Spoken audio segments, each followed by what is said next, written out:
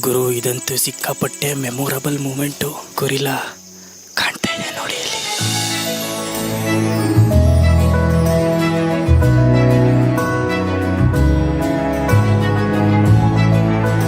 Gorilla ನಿದ್ದೆ ಮಾಡ್ತಾ ಇದೆಯಾ? ಏನು ಮಾಡ್ತಾ ಇದೆ ಗೊರಿಲ್ಲಾ ಅಲ್ಲಿ ಒಂದೇ ಕುಂತ್ಕೊಂಡು? ಗೊರಿಲ್ಲಾ ನೋಡೋಕೆ ಬಂದಿರೋ ಎಲ್ಲ ಟೂರಿಸ್ಟ್ಗಳಿಗೂ ಮಾಸ್ಕ್ ಕೊಟ್ಟವ್ರೆ, ಯಾಕಂದರೆ ನಮ್ಮಿಂದ ಗೊರಿಲ್ಲಾಗೇನು ತೊಂದರೆ ಆಗಬಾರ್ದು ಅಂತ. ಗುರು, ನಾವು ಗೊರಿಲ್ಲಾ ನೋಡೋಕ್ಕೆ ಗಂಟೆಗಟ್ಟಲೆ ನೋಡ್ಕೊಂಡು ಬಂದ್ವಿ ಎದ್ಕೊಂಡು ಬಿದ್ಕೊಂಡು. ಏನು ನಮ್ಮನ್ನು ಕೇರೆ ಮಾಡ್ತಾ ಇಲ್ಲ ಅನ್ನೋ ಥರ ಕುಂತೈತಲ್ಲ ಸುಮ್ಮನೆ. ನಮ್ಮನ್ನು ನೋಡಿ ಆಶ್ಚರ್ಯನೂ ಬೀಳ್ತಾ ಇಲ್ಲ.